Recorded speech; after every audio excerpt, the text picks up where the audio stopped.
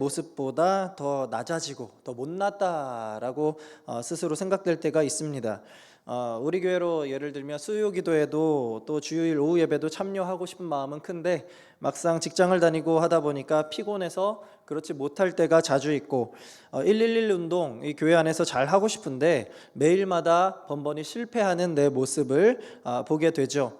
내 마음은 이전보다 더 열정적인데 오히려 내 실제 삶은 무언가에 얽매여 있어서 우리 주님 앞에 쉽게 나오지 못하는 때가 있습니다. 우리는 오늘 에스라의 이 말씀을 읽었는데요. 에스라의 주요 주제 중에 하나가 바로 회복에 대한 말씀입니다. 그래서 저는 오늘 이 말씀을 통해 우리를 회복시키시는 하나님의 은혜를 함께 살펴보려고 합니다. 이때 우리가 분명하게 해야 할 자세가 있는데요. 바로 지금 내 상태가 이 에스라서에 나타난 이스라엘 백성, 곧 포로 신세에 있는 이스라엘 백성들처럼 나도 무언가의 포로가 되어서 하나님에게 나아가고 있지 못함을 인정하고 들어가야 합니다. 나도 하나님을 믿는다고 했는데, 하나님을 섬기려 했는데 지금 내가 나도 모르게 때론 내가 너무 급해서 너무 지금 내 눈앞에 있는 것이 더 소중하게 느껴져서 때로는 하나님 앞에 하나님 잠깐만요 하고 더 급한 일을 선택했던 경우, 그 일 가운데 내가 너무 깊이 빠져버려서 하나님께 돌아오지 못하고 있지는 않은가, 우리 스스로를 먼저 돌이켜볼 필요가 있다는 말입니다. 나의 몸과 의지와 나의 시간과 나의 삶 가운데서 지금 내가 하나님에게 붙잡혀 있는 것이 아니라 다른 세상의 무언가에 붙잡혀 포로가 되어 있지는 않은지, 여기서 우리가 에스라의 말씀을 통해서 돌아와야 된다는 게 포인트입니다. 남들이 볼 때는 우리는 어떻습니까? 밖에 사람들이 볼 땐 신실한 기독교인처럼 보일 수 있죠. 그런데 우리 스스로는 우리의 상태를 잘 압니다. 내 몸은 지금 여기에 수요 기도회까지 나와 있지만 자꾸만 주님보다 나를 더 붙잡고 있는 무언가의 포로가 된 내 인생을 우리는 안다는 거죠. 그걸 우리가 한번 이 시간 생각해 봤으면 좋겠습니다. 바로 그런 상태에서 오늘 이 에스라의 말씀을 보면서 나를 다시 하나님께로 돌아오게 하시는 우리 하나님, 나를 회복시키시는 하나님을 발견하는 은혜가 여기 모인 모두에게 있기를 소망합니다. 먼저 우리가 배경을 좀 살펴보면 좋겠는데요. 이 이스라엘의 역사를 잠시 살펴보도록 하겠습니다. 이스라엘의 이 역사를 보면요, 기원전 586년에 남유다가 멸망을 합니다. 그런데 이 역사를 좀 살펴보면 사울 왕 때 이스라엘의 왕국이 시작이 되었죠. 그리고 나서 이제 그 솔로몬의 아들 르호보암 시대에 이스라엘이 분열 왕국이 됩니다. 남유다와 북이스라엘로 갈라지게 되죠. 그래서 북이스라엘은 아수르라는 나라에 의해서 기원전 722년, 남유다는 BC 586년에 바벨론에 의해서 각각 멸망함으로써 약 450년 정도 걸친 이스라엘의 역사가 문을 닫게 됩니다. 그런데 이스라엘이 이렇게 분열하고 멸망했던 이유를 한 단어로 한 글자로 설명하면 뭐가 될까요? 바로 죄가 될 겁니다. 자기들이 이제 하나님 앞에서 자꾸만 선을 넘었고 그 선을 넘을 때마다 하나님께서 이스라엘을 징계하셨는데 그때마다 하나님은 이 주변 이웃 나라들을 도구로 사용하셔서 이스라엘을 심판하고 징계하셨습니다. 그때마다 하나님이 어떻게 하신 거예요? 이방 나라들이 침공해 올 때 너희는 정신을 차리고 나를 붙잡아라 라고 하나님이 사인을 주셨던 거죠. 그러나 이스라엘은 이렇게 번번이 이웃나라의 침공이라는 회초리를 맞았음에도 불구하고 하나님을 끝까지 붙잡지 못했고 오히려 하나님의 진노를 더욱더 크게 키워갔습니다. 수많은 선지자들을 하나님이 보내주셨습니다. 회개하라 라고 그러면서 이 멸망을 경고한 메시지들이 수차례 있었죠. 그러나 그럼에도 불구하고 이스라엘 백성들은 하나님의 경고를 듣지 못한 채, 무시한 채 그대로 살다가 결국 나라가 멸망당했던 겁니다. 그렇게 바벨론의 포로 신세가 된 지 70년의 시간이 흐르게 됩니다. 이제 에스라의 말씀이 이 배경을 하여서 시작하는데 그 시작이 뭐냐? 바사왕 고레스 원년에라고 시작합니다. 여러분, 아까 제가 조금 전에 이 남유다를 멸망시킨 나라는 바벨론이라고 했죠. 자, 그런데 이 에스라의 배경은 바벨론 왕도 아니고 바사 왕 상황을 소개하고 있습니다. 이 동안 무슨 일이 있었던 걸까요? 지금 PPT 한번 보여주시면요. 그림을 한번 보도록 하겠습니다. 분명히 바벨론은 이 당대 최강의 나라였습니다. 이 지도를 한번 살펴보시면 이 바벨론은 굉장히 큰 지역을 차지했던 국가였는데요. 근데 그 뒤에 어떤 나라가 일어났느냐? 이 빨간색 박스 보이죠? 메데와 바사. 세계사적으로는 바로 메디아와 페르시아가 일어나게 됩니다. 그러면서 이제 이 부족으로 시작한 국가가 엄청나게 세력을 키워나가면서 끝끝내 바벨론까지 삼키게 되고, 메데와 바사, 담임 목사님 설교에서 파사라고 하시는 그 바사 페르시아가 이제 합쳐지게 됩니다. 그래서 이제 우리가 세계사적으로 페르시아 제국이라고 설명하게 되죠. 이 지도에서 보시면 알겠지만 서쪽으로는 애굽 땅 끝까지, 그 다음에 동편으로는 저기 인더스 강까지 이르는 엄청난 대제국을 형성하게 됩니다. 다시 화면 전환해 주셔도 됩니다. 그래서 이제 바벨론의 종으로 붙잡혀갔지만 이스라엘은 이 70년 후에는 페르시아 바사의 이 종이 되는 신분은 그대로지만 이 소속이 바뀌는 거죠. 그게 바로 바사왕 고레스 원년해로 시작하는 1절입니다. 자, 그런데 이 고레스 원년이 왜 중요하냐? 사실 지금까지 70년은 이렇게 바벨론에서 페르시아로 옮겨져 왔지만 여전히 이스라엘에겐 누가 지배하든 똑같은 고통의 시간이 되었습니다. 변화된 게 전혀 없습니다. 그런데 이 70년이 되고 나서 상황이 급변하기 시작합니다. 이제 놀라운 일이 시작되는데요. 우리 1절 말씀을 제가 한번 읽어보겠습니다. 바사왕 고레스 원년에 여호와께서, 여러분 70년이 되니까 여호와께서 등장하십니다. 그러면서 이렇게 말씀하죠. 예레미야의 입을 통하여 하신 말씀을 이루게 하시려고 바사왕 고레스의 마음을 감동시키심에 그가 온 나라에 공포도 하고 조서도 내려 이르되. 여러분 여기 이 에스라의 첫 시작부터 주어가 누구십니까? 여호와이십니다. 그리고 여호와께서 뭘 하십니까? 말씀을 이루게 하시려고 그 다음에 마음을 감동시키심에. 여러분 이게 바로 에스라 전체를 끌어가는 뼈대가 됩니다. 하나님께서, 이 여호와께서 무슨 일을 하시는 거예요? 당신의 말씀을 이루려고 사람을 감동시키신다라는 거죠. 여러분 이것이 바로 우리 하나님께서 일하시는 방식입니다. 우리가 하나님이 어떤 일을 행하시거나 하나님이 이제 어떻게 내 삶을 변화시키나, 하나님이 어떻게 우리 교회를 든든히 세워가시나, 하나님이 어떻게 우리 가족을, 우리 자녀를 하나님의 사람으로 만들어 가시나, 이 모든 하나님의 사역의 뼈대가 무엇이냐? 바로 여호와 하나님께서 당신의 말씀을 이루려고 하시면서 마음을 감동시키신다라는 거죠. 우리가 하나님께 기도할 때요, 여러분, 우리는 내 상황이 안 좋으면 어떻게 합니까? 하나님에게 기도하는데 즉각적인 하나님의 리액션을 요구합니다.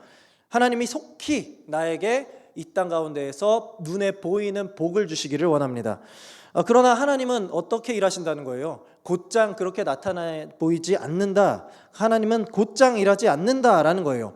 무턱대고 복만 던져주시는 게 아니라 뭐부터 주신다는 거예요? 하나님의 말씀부터 우리에게 주신다는 거죠.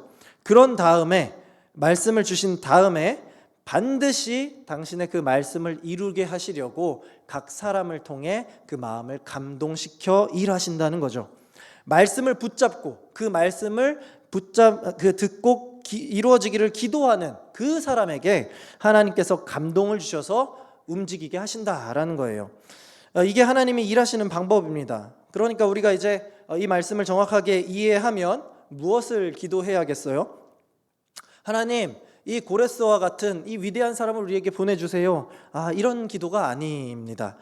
고레스와 같이 우리를 자유케 하는 그런 운 좋은 일들, 그런 이렇게 기가 막힌 행운이 우리 삶에 벌어지게 해주세요. 예컨대 집이 어려우니까 로또가 당첨되게 해주세요. 내가 지금 질병에 걸렸으니까, 암에 걸렸으니까 순식간에 낫는 기적을 보여주세요. 이러한 것보다도 하나님 당신의 말씀을 나에게 주세요. 그리고 그 말씀이 이루어지기를 우리가 믿음으로 또 붙잡고 그 말씀으로 나를 감동시켜 달라고 하나님께 외치는 그런 기도가 우리에게 필요하다라는 거죠. 자, 그럼 계속해서 하나님께서 어떤 말씀을 주시고 누구를 감동시키셨느냐? 1절을 다시 보시면요, 이 노란색 표시 보이시죠? 예레미야의 입을 통해 하신 말씀을 이루시려고 바사왕 고레스를 감동시키셨다라고 하죠. 이 고레스 왕은요, 이게 이제 성경적인 용어 말고 세계사적 용어로 굉장히 유명한 페르시아의 왕 키루스를 말합니다. 그러면 이제 역사적으로 이 키루스 고레스 왕이 페르시아 대제국에 등극한 원년, 이 바사 제국의 왕이 된 때가 아니고 이 통합된 페르시아 제국의 왕이 된 원년이 언제냐? 바로 기원전 539년입니다. 여러분 이 숫자를 잘 기억하셔야 됩니다. 이때 하나님께서 이 예레미야를 통해 하나님의 말씀을 이루시겠다라고 하는 거죠. 자, 예레미야 선지자의 입을 통해 하신 말씀, 즉 예레미야가 과거에 전했던 예언의 말씀을 의미하는데요. 여러분 예레미야가 어느 때 사람이냐면요, 남유다가 멸망하기 전에 활동했던 인물입니다. 그러니까 이미 70년도 더 전에 활동했던 사람인 거죠. 그런 그가 과거에 이 남유다가 멸망하기 전에 뭐라고 말했느냐? 우리 예레미야 25장 11절과 12절 말씀인데요, 우리 함께 읽어보도록 하겠습니다. 시작. 이 모든 땅이 폐허가 되어 놀랄 일이 될 것이며 이 민족들은 70년 동안 바벨론의 왕을 섬기리라. 70년이 지나면 내가 바벨론의 왕과 그의 나라와 갈대아인의 땅을 그 죄악으로 말미암아 벌하여 영원히 폐허가 되게 하되. 여러분 예레미야 선지자가 이미 70년 전에 너희 남유다는 바벨론에 의해 멸망할 것이다. 우리의 왕은 바벨론에게 잡혀갈 것이고 우리 모두가 바벨론을 70년 동안 섬길 것이다. 그리고 70년이 차면 바벨론이 무너질 것이다 라고 하나님의 말씀을 전했습니다. 여러분 이 말씀을요, 예레미야가 그냥 한번 툭 던지고 만 게 아니에요. 얼마나 길게 전했냐면요, 예레미야 성경을 보면 곳곳에 등장하는데 무려 23년 동안이나 이 경고의 말씀을, 이 심판의 말씀을 전했습니다. 그런데 이스라엘 백성들이 이 말씀을 들었어요, 안 들었어요? 당연히 안 들었죠. 예레미야가 이 멸망하기 23년 전부터 심판의 말을 경고했는데 이때부터 바벨론의 침공이 시작이 됩니다. 그러면서 침공할 때마다 포로들을 속속 잡아갑니다. 아직 멸망도 하기 전부터요. 그렇게 23년 동안 바벨론에게 계속 공격받으면서 조금씩 포로로 잡혀가다가 결국에 기원전 586년에 남유다가 멸망하게 되었던 거죠. 그래서 아예 싸그리 이 바벨론의 포로로 잡혀가게 된 겁니다. 여러분 이 586년도 잘 보세요. 아까 제가 고레스 왕이 제국의 왕이 된 원년이 몇 년도라 했죠? 기원전 539년이라고 했죠. 자, 이제 여러분들 똑똑하신 분들은 머리 회전이 잘 될 겁니다. 자, 보세요. 예레미야가 우리는 70년 동안 바벨론을 섬길 것이다 라고 말한 때가 여러분 멸망당하기 23년 전이라 했죠. 23년 동안 이 심판을 전했으니까, 그러면 남유다 멸망 586년 더하기 23년을 하면 예레미야가 경고한 연도가 나옵니다. 바로 609년에 심판을 선포했던 거죠. 여러분 그러면 한번 잘 보세요. 이 609년 멸망을 선포한 그때부터 고레스 원년이 될 때까지 609년 빼기 539년을 하면 몇 년이 됩니까? 정확하게 70년이 됩니다. 여러분 그러면 이제 예레미야 25장 11절에서 말했던 이 모든 땅이 폐허가 되어 놀랄 일이 될 것이며 이 민족들은 70년 동안 바벨론의 왕을 섬기리라 라고 했던 말씀이 정확하게 이루어졌던 겁니다. 어떻습니까 여러분? 정말 제가 이거 청소년부에서 한번 말한 적이 있는데 정말 놀랍지 않습니까? 이런 것들을 보면 하나님의 말씀은 허투루 그냥 지어낸 옛날 이야기가 아니라 역사에 실존하는 모든 일들이 실제 있었던 일이라는 것을 우리가 보게 되는 겁니다. 어쨌든 다시 본문으로 돌아와서 1절을 다시 한번 살펴보시면 바사왕 고레스의 마음을 감동시키심에 그가 온 나라에 공포도 하고 조서도 내렸다라고 합니다. 이제 다시 한번 PPT 화면 보여주시겠습니까? 이 70년이 지난 이쯤에 하나님은 고레스 왕의 마음을 감동시키셔서 무엇을 이제 쓰게 하느냐? 바로 그 유명한 키루스 실린더라고 하는 것을 이제 공포하게 됩니다. 이 보이시는 것이 바로 돌통으로 만들어진 이 키루스 실린더, 고레스 칙령인데요. 이때 당시에는 이렇게 종이가 없었기 때문에 이러한 돌통을 가지고 글자를 남기고 이것을 각 지역에 가서 읽게 했다고 합니다. 다시 한번 화면을 전환해 주시고요. 이것이 바로 세계 최초의 인권 선언문이라고도 하는데요. 여기서 한번 볼게요. 먼저 고레스 이전에 바벨론 시대의 바벨론의 통치 방식이 무엇이었느냐? 다 포로로 끌고 옵니다. 그래서 그 나라의 왕족, 귀족, 그 나라의 똑똑한 사람들을 다 불러 모아요. 우리가 다니엘서 말씀을 담임 목사님 통해서 봤죠. 그때 다니엘과 세 친구도 이렇게 이 바벨론으로 오게 된 경위가 바로 이 바벨론의 통치 방식이었기 때문입니다. 그렇게 바벨론을 위해서 이 중심에서 부려먹었던 거죠. 그러나 고레스 왕, 이 바사 제국, 페르시아 제국은 좀 달랐습니다. 고레스가 펼친 방식은 정반대입니다. 오히려 너네들 다 돌아가라.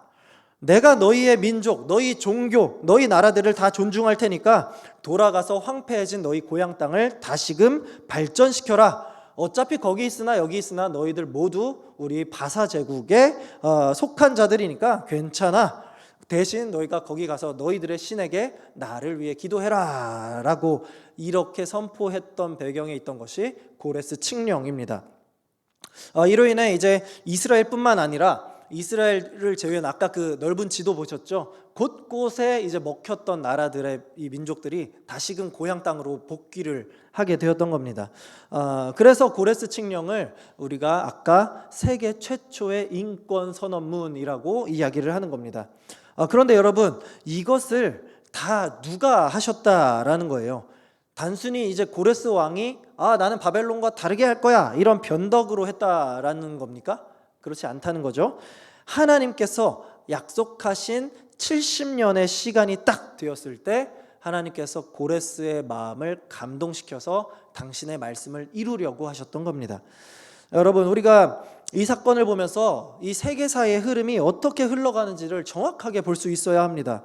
사람들은 이 역사가 이렇게 되고 저렇게 되고 전쟁이 나고 이렇게 어떤 나라가 멸망하고 이렇게 되는 것이 우연의 일치, 어쩌다 보니 또 이런 민족의 투쟁 때문에 나온 결과물이다라고 이야기합니다. 그러나 그렇지 않다라고 성경은 말하고 있는 거예요. 세상의 눈으로 볼 때는 고레스가 바벨론의 통치 방법을 따르지 않고 자기만의 통치 방식을 구현하기 위해서 고레스 칙령을 발표한 것이다 라고 사람들은 말하지만, 그리고 또 이렇게 모든 나라들이 그래서 이렇게 회복할 수 있어서 자유인권 조례가 이렇게 생긴 거다라고 하지만, 성경은 그 모든 배우의 이 역사적인 모든 배경 뒤에 누구의 손길이 있었다는 거예요. 하나님께서 일하셨다라고 말하는 겁니다. 하나님이 말씀을 이루시려고 고레스를 감동시킨 사건이었다. 이게 바로 우리 기독교인이 세상을 바라보는 기독교적 관점, 성경적 관점으로 세상을 바라보는 방법입니다. 그런데 모든 속국에 보내는 이 고레스 칙령을요, 여러분, 이 고레스 칙령 안에 굉장히 특별한 메시지가 들어있는데, 그게 뭐냐면 바로 이스라엘만을 위한 문구가 들어가 있다라는 거예요. 그 내용이 2절부터 4절까지 나오는데, 우리 다 함께 2절과 3절 말씀만 함께 읽어보도록 하겠습니다. 바사왕 고레스는 말하노니 하늘의 하나님 여호와께서 세상 모든 나라를 내게 주셨고 나에게 명령하사 유다 예루살렘의 성전을 건축하라 하셨나니 이스라엘의 하나님은 참 신이시라. 너희 중에 그의 백성된 자는 다 유다 예루살렘으로 올라가서 이스라엘의 하나님 여호와의 성전을 건축하라. 그는 예루살렘에 계신 하나님이시라. 아멘. 여러분, 이스라엘 하나님은 어떻다라는 거예요? 참 신이다. 그분의 백성 이스라엘은 다 유다 예루살렘으로 돌아가서 예루살렘 성전, 즉 하나님의 무너진 성전을 다시 건축해라. 이게 바로 고레스 칙령의 이스라엘을 위해 담긴 내용입니다. 바벨론의 포로가 된 지 딱 70년이 된 그때 이스라엘 백성들을 하나님께서는 고레스를 통해 다 해방시켜 주셨을 뿐만 아니라 다시 돌아가서 예루살렘 성전을 지을 수 있도록 했다라는 거죠. 여러분, 우리가 이것을 생각해 보면요, 인간적인 시각에서 보면 정말 신기한 일이 됩니다. 왜냐하면 고레스는 하나님의 사람이 아닙니다. 하나님을 믿는 사람이 아니에요. 그런데 어떻게, 도대체 왜 고레스 왕이 이 놀라운 고레스 칙령을 선포하게 되었는가? 성경은 이에 대해서 아주 디테일하게 기록하고 있지는 않습니다. 그런데 잘 살펴보면요, 왜 고레스 왕이 이런 정책을 펼쳤는지에 대해서 우리가 알아낼 수가 있어요. 우리가 다시 한번 본문을 살펴보면요, 쭉 이 1절부터 4절을 보면 고레스는 하나님을 믿지는 않더라도 최소한 하나님을 알고 있었다, 이스라엘이 믿는 하나님의 존재를 이해하고 있었다라는 것을 알 수가 있습니다. 그러면 여기서 또 하나의 물음표가 생깁니다. 이스라엘에서 아까 지도를 보시면 이 바사와 예루살렘은 굉장히 멀리 있습니다. 그러면 이스라엘에서 이렇게 멀리 떨어진 이 바사의 왕 고레스가 어떻게 하나님을 알고 있었을까요? 자, 누가 도대체 고레스 왕에게 하나님의 존재를 알렸을까요? 여기서 우리는 한 명의 인물을 떠올릴 수 있는데요, 바로 다니엘입니다. 다니엘 1장 21절 말씀입니다. 다니엘은 고레스 왕 원년까지 있으니라. 6장 28절입니다. 이 다니엘이 다리오 왕의 시대와 바사 사람 고레스 왕의 시대에 형통하였더라 라고 증거하고 있죠. 고레스 칙령은 아까 고레스의 원년에 행했던 일이다 라고 말했죠. 바로 다니엘이 있었을 때입니다. 이 다니엘이 언제 이 바벨론으로 끌려갔냐면 10대 중반의 나이에 바벨론에 끌려갑니다. 그때 이제 느부갓네살 왕의 꿈을 해석해 주면서 인정받아서 인재로 등용하게 되는 거죠.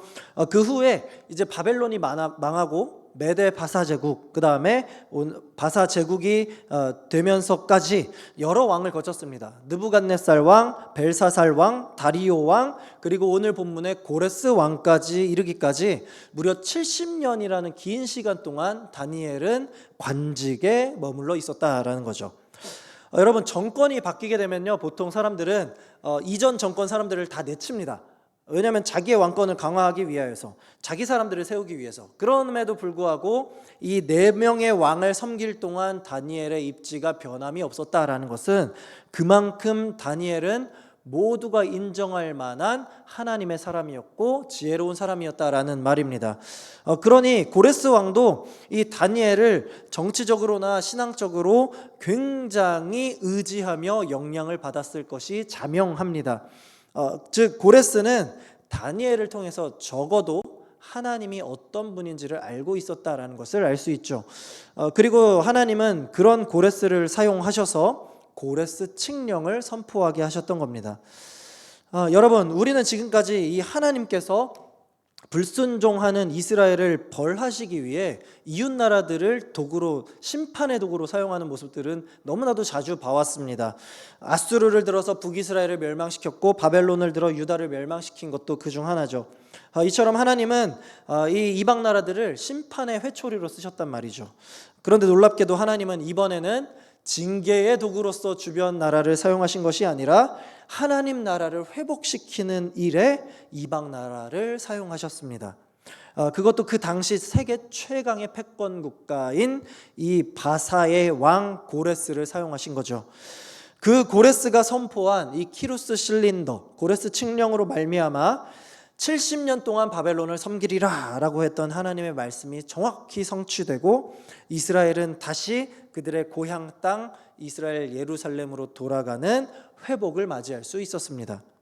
그런데 여기서 더 중요한 내용이 4절에도 나오는데요, 우리 4절 말씀을 함께 읽어보도록 하겠습니다. 시작. 그 남아있는 백성이 어느 곳에 머물러 살든지 그곳 사람들이 마땅히 은과 금과 그 밖의 물건과 짐승으로 도와주고 그 외에도 예루살렘에 세울 하나님의 성전을 위하여 예물을 기쁘게 드릴지니라 하였더라.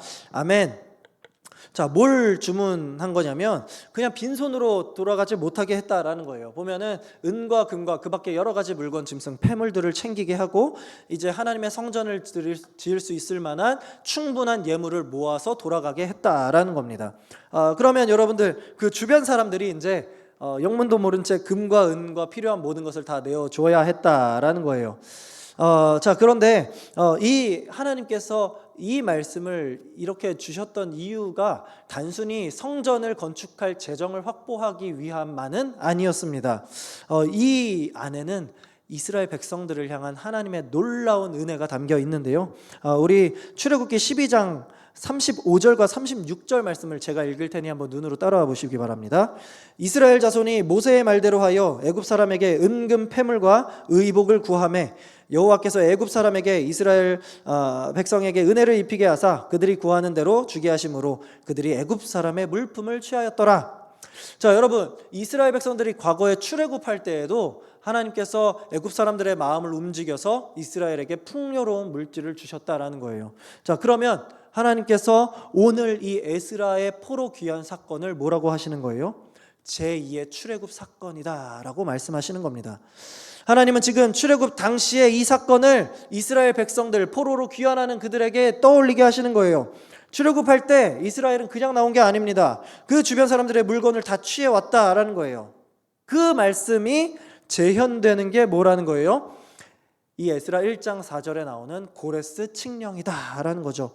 전혀 상관없는 아주 옛날의 이야기인 줄로만 알았던 그 상황 속에서 하나님께서는 고레스를 통해 이스라엘 백성들을 몸만 나가게 하신 게 아니라 은금 패물과 여러 필요한 물품까지 다 챙겨주시게 하는 그 이유가 무엇이냐? 이 귀환이 단순한 우연이 아니라 제2의 출애굽이다라고 하는 것을 상기시켜 주시는 하나님의 은혜입니다. 여러분, 우리가 이것을 통해 무엇을 알 수 있어요? 하나님의 놀라운 구원의 은혜는 반복된다는 겁니다. 하나님의 크신 은총은 반복됩니다. 여러분, 이게 얼마나 귀한 은혜인지 모릅니다. 우리는요, 하나님께 한 번 은혜를 받고 그때 내가 그 수련회 때 내가 그 젊었을 시절에 아주 은혜를 많이 받았어. 근데 내가 지금은 좀 많이 변했네. 그때는 참 좋았고 그때는 하나님 많이 사랑했는데 지금 나는 망가졌어. 지금 나는 할 수 없어 라고 말하죠. 그런데 그렇지 않다라는 거예요. 하나님은 한 번 출애굽시키시고 그 다음부터는 네 마음대로 해라 라고 우리를 버려두시는 분이 아니라 다시 한번 출애굽시키시고 다시 한번 귀환시키시고 다시 한번 회복시켜 주시고 또 범죄했지만 그 범죄의 기한에 70년이 다 차면 다시 한번 그들을 당신의 품으로 안아주시는 그 백성을 사랑하시는 하나님이 바로 우리의 하나님이다라는 사실입니다.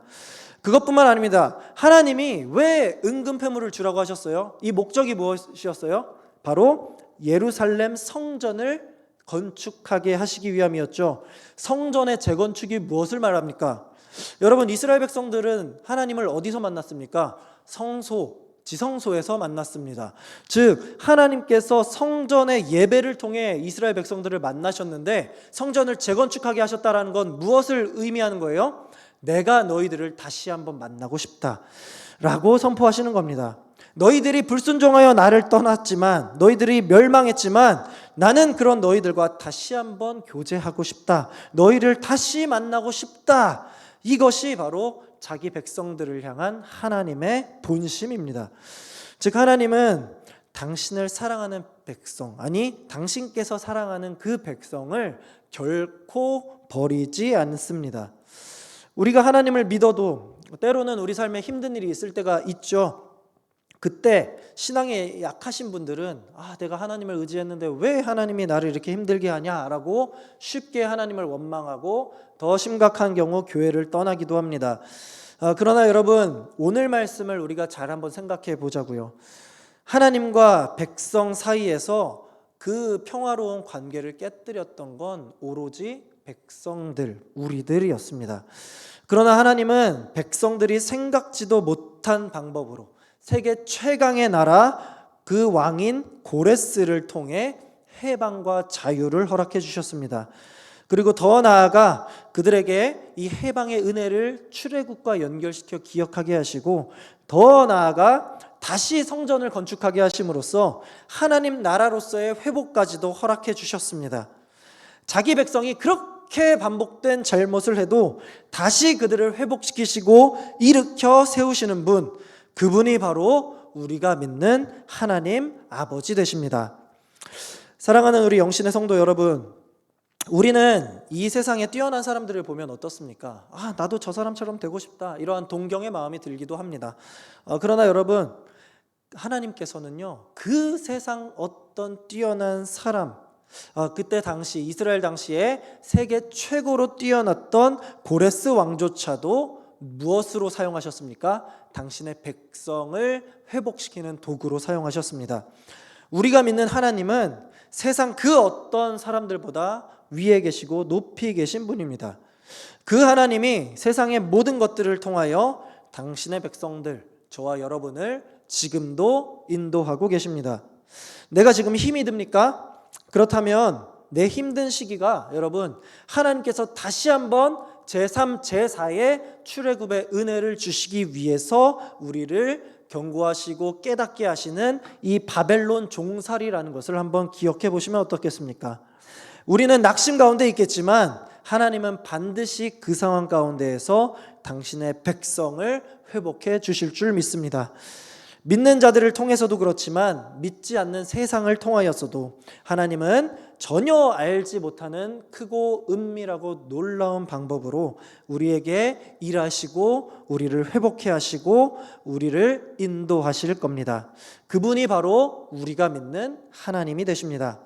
이 하나님이 지금도 저와 여러분과 함께하고 계시고 우리를 구원의 길로 회복시키시려고 우리 인생 가운데 여전히 큰 그림을 그리고 계시다라는 이 사실을 분명히 기억하시면서 이왕 믿는 우리 하나님을 한번 제대로 믿어보는 하나님의 참된 자녀요, 하나님을 그렇게 믿음으로써 다시 세워지는 우리 영신의 모든 성도들 되시기를 우리 주님의 이름으로 간절히 소망합니다. 아멘. 우리 함께 찬양하며 나아가도록 하겠습니다. 우리 내삼 드릴이 함께 찬양할 텐데요, 우리의 이 가사를 찬양할 때 고백하시면서 생각하시면서 하나님께서 나를 이끌어 주셨구나, 내가 이제 그렇다면 내 삶을 하나님께 드리겠습니다 라는 우리의 삶의 고백이 됐으면 좋겠습니다. 우리 함께 내삼 드릴이 찬양하겠습니다. 소망 없는 내 삶에, 소망 없는 내 삶에 새 생명 허락하신 날 향한 주님의 은혜, 놀라운 주님의 사랑, 삶의 문제 힘겨워, 삶의 문제 힘겨워 눈물만 들일 때도 날 안아주시는 주님, 한없는 주님의 사랑 나 찬양하네. 나의 믿음 주께 드려, 나의 삶이 주를 향해 내 유일한 사랑 되신 주께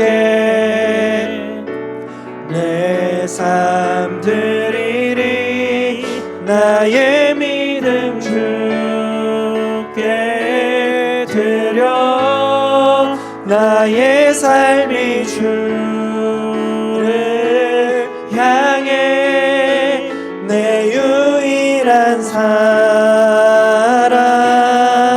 되신 주께 내 삶. 우리 다시 한번 고백합시다. 삶의 문제 힘겨워 눈물만 들일 때도, 삶의 문제 힘겨워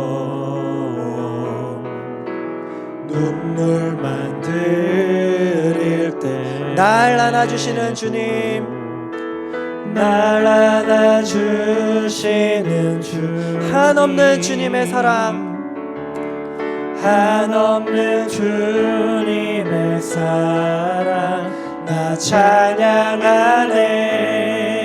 나의 믿음 주께 드려 나의 삶이 주를 향해 내 유일한 사랑 되신 주께 내 삶 드리리 나의 믿음 주께 드려 나의 삶이 주를 향해 내 유일한 사랑 되신 주께 내 삶 드리리. 여러분, 정말로 내 유일한 사랑, 내 유일한 자랑 되시는 우리 주님께 내 삶을 드리기를 고백하십니까? 그렇다면 우리 함께 이렇게 기도하면 좋겠습니다. 우리는 하나님께 늘 죄를 지으며 반복된 실수를, 반복된 잘못을 지었던 자들입니다. 우리는 하나님께 언제 내쳐져도 이상하지 않은 죽어 마땅한 죄인이었습니다. 그런데 그런 하나님께서 우리를 어떻게 인도하셨습니까? 모든 상황을 통해서 결국 우리를 다시 한번 선한 길로 인도해 주시는 분, 다시 한번 고레스 칙령을 통해서 우리를 회복시켜 주는 분이 하나님입니다. 그분이 저와 여러분이 고백하는 우리 하나님입니다. 우리 이렇게 한번 그 하나님께 두 가지 기도 제목으로 나아갔으면 좋겠습니다. 모든 상황을 통해서 결국 가장 선한 길로 인도하실 그 하나님을 굳게 믿는 믿음을 우리에게 허락하여 주시옵소서. 내 삶에 다시 한번 출애굽의 은혜, 포로 귀환의 은혜, 회복의 은혜를 더하여 주시고 우리가 정말 그 은혜를 통하여서 온전히 이제는 나의 삶을 내 원하는 죄의 모양으로 드리는 것이 아니라 온전히 내 삶을 주님이 기뻐하시는 모습으로 드리는 우리가 되게 해달라고 이 시간 함께 간절히 기도하며 나아가겠습니다. 아버지 하나님 감사합니다. 우리에게 하나님께서 에스라의 말씀을 통하여서 또 우리가 정말 이 죄 가운데 살아갈 때에 우리가 내 마음대로 정말 하나님께 모든 것을 다 하고 싶지만 그렇지 못한 우리, 이 어딘가에 포로로 잡혀있는 우리, 그래서 하나님께 다가가지 못하는 우리를 하나님께서 다시 한번 회복시켜 주시고 인도하시는 그 은혜를 우리에게 깨닫게 하시니 참으로 감사드립니다. 아버지 하나님, 우리가 정말 이제는 다시 한번 우리가 하나님께 가장 큰 은혜를 받았던 그때처럼, 내가 하나님을 처음 만났던 그때처럼, 하나님께 구원의 은혜를 깊이 체험했던 그때처럼 그 출애굽의 시대가 다시 한번 나에게 회복되길 원합니다. 아버지 하나님, 제2의 제3의 출애굽의 은혜를 우리에게 부어 주시옵소서. 그 은혜를 경험함으로써 우리가 다시 한번 하나님 앞에 새로워지는 우리 인생 될 수 있도록 인도하여 주시옵소서. 이제 더 이상 죄의 종노릇하고 죄의 포로 신세로 있는 것이 아니라 나의 모든 삶을 주님께 드림으로써 온전히 주님의 성전 안에 거하는, 하나님과 영적으로 교제하며 만나는 그런 하나님의 백성이 되길 원합니다. 하나님, 우리를 붙잡아 주시고 변화된 삶으로써 하나님을 기쁘시게 하고 사람을 행복하게 만드는 우리가 될 수 있도록 아버지, 우리의 삶을 붙잡아 주시옵소서.